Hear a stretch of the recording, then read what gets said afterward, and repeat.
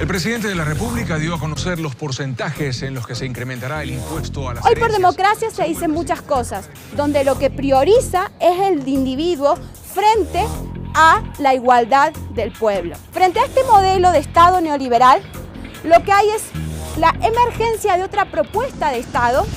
Es un Estado que no prioriza a los bancos y a los grandes capitales, sino que prioriza el bienestar de la ciudadanía. Parece que la consigna es acabar con la prosperidad de la familia ecuatoriana. Hemos ahorrado para dejar a nuestros hijos el producto de nuestro trabajo. No hay una mentalidad moderna para entender que la recaudación del Estado es la que garantiza la salud pública, la educación pública, los servicios sociales, por tanto las condiciones de convivencia democrática de un Estado que tenga la capacidad de atender a sus ciudadanos cuando lo necesitan. Y esos impuestos casi siempre están en la medida de las posibilidades de la gente. No es lo mismo el impuesto que paga la señora que limpia el departamento, que es empleada doméstica, y no es lo mismo que lo pague un empresario. La gente paga impuestos para que la organización social sea accesible, para que la organización social funcione, para que seamos civilizados.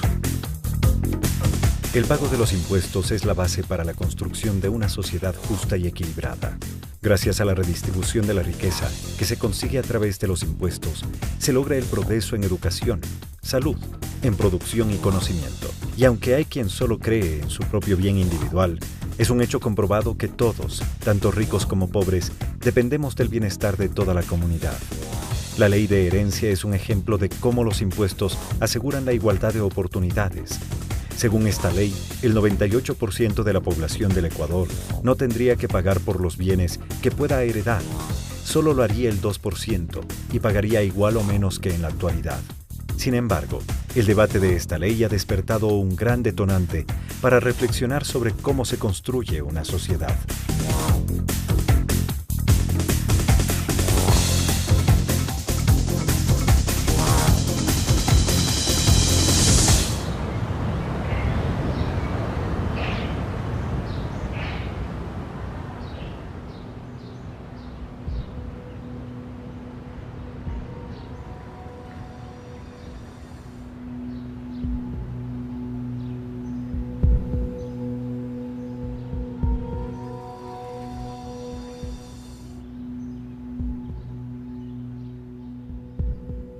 Para mí fue muy duro, fue demasiado duro porque ella estaba en quinto año cuando falleció mi esposo. Imagínense, en ese momento yo no sabía qué hacer. Me decía ella, no mami, de pronto yo ya no voy a estudiar. No, mijita, sea como sea, tienen que seguir estudiando porque su papá lo que quiere es que usted estudie, se preparen y luego vayan a la universidad. Y yo decía, señor, voy a hacerlo. Sea como sea, lo voy a hacer. Opté por trabajar así mismo, haciendo manualidades. Como ustedes me ven así, yo doy manualidad y apenas cobro $1 ya por clase. Saqué mucho valor, mucha fuerza por mi mamá, porque yo sabía que aunque mi papá se haya ido, yo necesitaba seguir adelante. Me dediqué a mis estudios, saqué muy buenas notas. Obtuve un puntaje que me permitió ingresar a la universidad. Postulé a la beca, que es la de desarrollo humano, a la cual pude obtener. Gracias a la beca voy a dar un 1000%, porque eso me va a ayudar, eso me incentiva. Entonces eso es lo que está tratando de hacer el gobierno, igualdad para todos, porque la decisión está en la persona, de salir y conseguir cuando te brindan una oportunidad. Entonces para mí eso es equidad, tener la igualdad de oportunidades al mismo nivel. ¿El hambre es producto de la pobreza? No. El hambre es producto de la riqueza. Una humanidad que en este momento se mueren 25.000 niños diariamente de hambre es una humanidad inhumana. Es porque hay un pequeño grupo de gente en el mundo que ha acaparado toda la riqueza mundial. El acaparamiento de riqueza es absolutamente perverso y absolutamente inhumano. La pobreza es una pandemia que priva de alimentos y recursos básicos a gran parte de la población mundial. Y para poder erradicarla, primero hay que combatir la desigualdad. La concentración de la riqueza en manos de unos pocos es un problema global, como señala la ONG española Oxfam, que indica que el 20% de la población concentra el 95% de las riquezas, mientras que el otro 80% tiene que repartirse en el 5% que queda. La desigualdad es un problema de distancias sociales. Cuando una persona tiene apenas lo indispensable para comer y otra persona tiene, una sola persona, el ingreso de prácticamente 50 países o de los países más pobres del mundo. Entonces, en ese sentido, las aberrantes distancias sociales y los niveles de pobreza conducen a una desintegración social. Las sociedades que tienen distancias sociales y pobreza se pulverizan. Si hablamos en términos genéricos globales, como demuestra Piketty en su ensayo, en su estudio, las diferencias entre los más ricos del planeta y los sectores populares e incluso las clases medias es abismal, mucho más grande que hace décadas. Han sido muchos años de política de ajuste estructural, de política monetaria, del llamado consenso de Washington, que han ahondado en esas desigualdades estructurales entre norte y sur, entre clases pudientes, cada vez más pudientes, y el resto de la población en general, de la población mundial. El Premio Nobel de Economía, Joseph Stiglitz, también denuncia esta situación. Asegura que el 1% de la población posee lo que el otro 99% necesita. Y añade que parte del problema es que los que atesoran la riqueza no saben que dependen del bienestar de toda la sociedad. Sin un sistema impositivo progresivo que grave las grandes fortunas y permita acceso a servicios públicos de calidad por la ciudadanía a través de la recaudación fiscal, es difícil reequilibrar el acceso a la salud, a la educación, a servicios culturales y de otro tipo. No son posibles sin una política fiscal redistributiva que de algún modo ingrese los suficientes recursos para después hacer políticas de igualdad desde el punto de vista de servicios sociales, ¿no? Este es un elemento fundamental. Hemos tenido que aceptar que vivir en una sociedad moderna necesita un compromiso concreto. ¿Qué pasaría si nosotros no pagáramos impuestos para que no haya recolectores de basura que pasen cada 2 o 3 días por nuestras calles? Si solo cuando no llegan a tiempo y todo el mundo ha sacado sus paquetes de desperdicios a la calle, nos comenzamos a desesperar, porque enseguida, ¿qué pensamos? En la salud, en la enfermedad, en la contaminación. Enseguida pensamos en esas cosas. Te pongo este ejemplo de lo más fácil. El mayor millonario del mundo, Bill Gates, fundador de Microsoft, considera que los ricos han de pagar más impuestos para que la riqueza se distribuya de forma más justa entre todos, porque contribuir al crecimiento de la sociedad en su conjunto es beneficioso para su propio crecimiento. Well, I hope we could solve that deficit problem with a sense of shared sacrifice, where everybody would feel like they're doing their part. And right now, you know, I don't feel like people like myself are paying as much as we should. En Alemania, son también los mismos millonarios los que piden a sus gobernantes contribuir con más impuestos. Si alguien tiene $500,000 de euros y paga solo el 10% de esa cantidad, no lo afecta en lo más mínimo. Personalidades de todo el mundo alertan sobre los peligros de la desigualdad, principal enemigo de la democracia y la paz social. En su última visita a Latinoamérica, el Papa Francisco instó a combatir esta epidemia a nivel global. Ciertamente, es muy necesario para un país el crecimiento económico y la creación de riqueza, y que ésta llegue a todos los ciudadanos sin que nadie quede excluido. Eso es necesario. La creación de esta riqueza debe estar siempre en función del bien común de todos y no de unos pocos. Para combatir la desigualdad y acabar con la pobreza, los estados disponen de los impuestos progresivos, que gravan más a quienes más tienen para proporcionar oportunidades a toda la sociedad. Con los impuestos se garantizan la salud y la educación, y con ciudadanos más sanos y formados, se accede a mejores empleos y se mejora la producción. En la crianza de las vacas nosotros ordeñamos, vendemos la leche, los animales pequeños nos sirve como para nuestro consumo y para la venta también. En ese sentido nosotros, salimos con las justas porque usted sabe, nosotros estamos aquí en el campo y no nos alcanza para ahorrar. No tenemos ni para paseos ni para vacaciones, que nosotros solamente tenemos para vivir, compramos ropa, compramos así cualquier cosa que nosotros necesitamos, solo cuando de vez en cuando nos alcanza el dinero.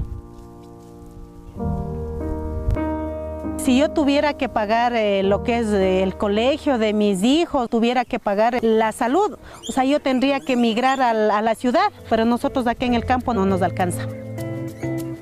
Antes, si el que no tenía dinero, pues se moría en las puertas de un hospital. Lo que es ahora no. Cuando mis hijos se enferman, yo acudo al Seguro Social Campesino. Es una gran ayuda. Está aquí en nuestra comunidad. El momento que nosotros necesitamos cualquier emergencia, nosotros acudimos allá. Ahora, como es gratis, nosotros sí podemos subsistir con lo que nosotros tenemos aquí en el campo. Te vamos a escuchar tu corazoncito ya. Y para nosotros es un beneficio que ellos nos ayuden. Y gracias a los impuestos que la gente que gana bastante paga, nosotros podemos tener el Seguro Social Campesino. Es una responsabilidad como ecuatorianos que somos en darnos la mano y ayudarnos. Para que tengan una idea, por cada minuto que pasa, las 85 personas más ricas acumulan $500,000 en ese minuto. Estos son los problemas de desigualdad que enfrenta el mundo y que se buscan atacar. América Latina es, en este momento, el continente más desigual del planeta. Para que tengamos una idea, el número de 1.000 millonarios en América Latina creció mucho más que en el resto de las regiones. Y los millonarios latinoamericanos tienen cerca de $2 billones depositados en paraísos fiscales. Estos son sitios en el mundo donde prácticamente no se pagan impuestos y donde estas riquezas no le rinden cuenta a nadie socialmente. El Ecuador compartió durante años con la región latinoamericana esta tendencia abusiva hacia la desigualdad que dejó en manos de unas pocas familias gran parte de las riquezas del país. Una situación que empieza a corregirse gracias a la voluntad política de reducir la brecha existente entre los que tienen más y los que tienen menos. Con inversiones públicas que priorizan el bien común, en los últimos años han salido de la pobreza 1,5 millones de ecuatorianos. Poco a poco se ha ido avanzando, ha ido prosperando, pero ahora último, ha avanzado al 500%. Se nota, es que se nota, se ve. Ahora ya no es bla, bla, bla, bla, bla, bla, nada. Ve obras, y eso es algo que se ve, se nota y se siente, pues. Y aspiro a mucho más. ¿Para qué? Para que todo, como dicen, que haya equidad, para que todos tengamos una oportunidad. Considero que Ecuador ha hecho unos avances muy importantes en materia de combatir la desigualdad social.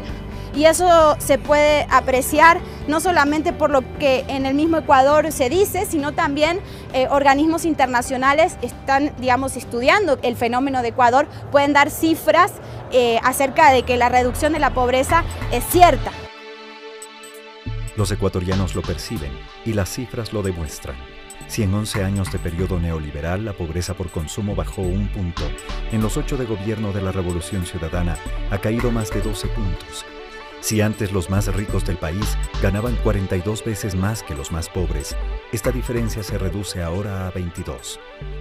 La exagerada acumulación de la riqueza siempre será injusta, pero aún al lado de tanta miseria. No puede haber un empresario en el Ecuador que pueda dormir tranquilo con riquezas excesivas y pagando a sus trabajadores el mínimo sueldo. Todo nuestro apoyo al sector privado que legítimamente genera empleo, paga impuestos, respeta al consumidor, cuida el medio ambiente. El fin de plantear de que las personas que más tengan, más paguen, es lo más justo que puede ser. Y moralmente estamos obligados a eso. Bueno, el gran beneficiario realmente es todo el país, para que las generaciones que vienen atrás nuestro sean las personas que lleven adelante el país y lo lleven de una manera importante, responsable. Y para eso se necesita muy buena educación, gente con buena salud, gente con condiciones importantes y principalmente con oportunidades. Pensaría que es un momento importante en el país para que la gente reflexione en ese punto. Bueno, yo emigré hace exactamente 15 años, en la época que estaba el país empezando a entrar en crisis. No había una expectativa de mejorar la situación, entonces eso me empujó a ir para allá. Viajé a Madrid, España, porque todo el mundo se estaba yendo para allá. Yo tuve allá un compromiso con el padre de mi hija, tuve la niña allá, la niña nació y yo ansiaba siempre regresar a mi casa. Yo sí vi el cambio, porque cuando uno está afuera se puede dar cuenta del cambio de aquí. El cambio es no solamente de la infraestructura. Yo puedo decir que en verdad ha habido una revolución a nivel social. Hay más justicia social en nuestro país. Entonces digo, qué maravilloso, no tienen como nosotros, y ahora vamos a acabar el colegio, y ahora qué seguimos, y después en qué vamos a trabajar. O sea, para nosotros era angustiante. Yo creo que para nuestra generación era la de la angustia, no era la de la esperanza como ahora. Ningún chico aspiraba a llegar a un masterado, ahora usted a todos los chicos les escucha. Entonces la juventud ahora tiene más oportunidades. Y eso le digo a mi hija, imagínate, no es un sueño, es una realidad. Yo estoy más que segura de que mi hija va a tener un futuro mejor. En cuanto a posibilidades de estudio, en salud, en todo. Y yo sé que mi hija aquí en el país, ella va a ser una triunfadora. Yo creo que va bien, yo creo que este proyecto es necesario y que América Latina ha encontrado por fin un camino intermedio entre el estúpido comunismo que nos hizo leña o hizo leña a Europa por 70 años, ¿no? Y un capitalismo que tiene hecha leña a la humanidad desde hace 500. ¿No? Tiene que haber una tercera vía y de pronto es la que estamos tratando de encontrar en América Latina, pues con todos los tropiezos del mundo. Por supuesto, no es fácil abrir camino, no es fácil abrir camino. La gente también debe saber que los cambios sociales, los cambios económicos no se hacen por decreto. Cuando uno llega al ejercicio gubernamental, sabe que gobernar no es fácil y enseguida nos encontramos con los conflictos. ¿Y esos conflictos de dónde vienen? Vienen precisamente de unas clases económicas que han tenido durante muchísimo tiempo la capacidad de generar opinión a través de sus medios de comunicación. Las redes sociales fueron ocupadas en Ecuador por personas contrarias a todo, que utilizaron estos espacios para estigmatizar sin razonamiento, para manipular y desinformar. Las redes sociales no son espacios para el argumento. Allí lo que hay es odio, reacción y muchísima manipulación. ¿Cómo actuaron en el tema de la plusvalía y en el tema de las herencias? Precisamente utilizando las herramientas de manipulación, de desinformación y sobre todo insuflando, inyectando miedo en la población. De tal manera que una persona, una población que no se informa, que no lee, que no profundiza, es presa fácil de la manipulación de las redes sociales. La vida siempre ha sido de lucharla. Mi padre y mi madre se esforzaban día a día ejerciendo su profesión de maestros. Una lucha para nosotros el tratar de salir adelante con la profesión de mis padres. Los profesores siempre fueron mal pagados, entonces siempre era difícil. Recuerdo que cuando yo estaba en el colegio, en mi época de ya egresar y buscar una universidad, recuerdo que pasaba en el transporte público frente a una universidad privada, entonces quizás yo tenía un sueño y decía, wow, qué chévere sería estudiar en esta universidad. Pero por otro lado venía siempre ya la conciencia que no tenía de que no tenía los medios para poder financiarme esta universidad privada. No existían las oportunidades para todos. Yo creo que es prioritario, en primer lugar, tener un sentido de la solidaridad. Sin solidaridad no se puede hacer nada, ni en política, ni en la ciencia, ni en el arte, ni en el amor, ni en ningún lado.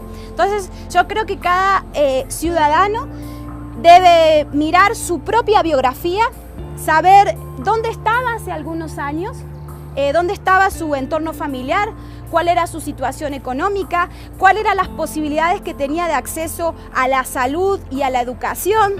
Y si en ese revisar su propia biografía descubre que más allá de que algunas cositas no le guste, que su situación, digamos, económica, educativa, cultural ha mejorado, eso significa que ha habido un proyecto político detrás que lo permitió. Es porque otros han tenido que ceder a sus grandes riquezas. Entonces uno tiene que tener ese gesto de compartir, digamos, lo que se tiene, cuando se tiene mucho, para que otros puedan tener un poco más y poder desarrollarse también como ciudadanos, libres y autónomos. Por primera vez en el 2008 hubo una convocatoria para un programa de becas en el extranjero. del cual tenía muchas dudas, muchas inquietudes, muchas incertidumbres, pero me arriesgué. El haber obtenido una beca me permitió conseguir mi sueño, ¿no? Conseguir lo que ahora hago, el poder luego retornar a mi país y ahora sí, en calidad de docente, poder contribuir, retribuir eso que me dio la oportunidad que tuve. El Estado apuesta, invierte en educación, en tecnología, en investigación, justamente para ofrecer mejores condiciones a sus ciudadanos. Entonces me parece que todos debemos contribuir a través también de nuestros impuestos para que este tipo de programas gubernamentales continúen. Cuando a las personas les das la oportunidad de estudiar, de superarse, el día de mañana van a tener también ellos la oportunidad de tener una mejor condición, de ofrecer también mejores condiciones a su descendencia, y es la manera en cómo el Estado tiene que tratar de reducir este margen de desigualdad en la sociedad. ¿A qué sector social no le interesa que la salud sea una prioridad en el Estado? ¿A qué sector social no le interesa que la educación siga avanzando y mayor cantidad de niños, de jóvenes tenga acceso a una educación de calidad? ¿A qué sector social no le interesa que volvamos los ojos al campo? Entonces, acuerdos mínimos, pero sentándonos a conversar, son posibles. Entonces, los ciudadanos, ¿qué hacemos? Yo creo que tengamos un poco más de generosidad, de sentido común, es mirar hacia el Estado con cariño por el país. Habría que ir a un modelo modernizador para exigir derechos y para prestar servicios públicos desde el Estado es necesario una política fiscal progresiva, ordenada, justa, con equilibrio, para la recaudación y para dar prestaciones de servicios, ¿no? Y por lo tanto nos lleva a un elemento de solidaridad y de progresividad. En toda sociedad democrática, el que más tiene, más paga. Ojalá entendamos, queridos compatriotas, que la mejor herencia que podemos dejar a nuestros hijos son capacidades humanas, tales como salud, educación, nutrición y en lo colectivo, una sociedad segura, equitativa, cohesionada.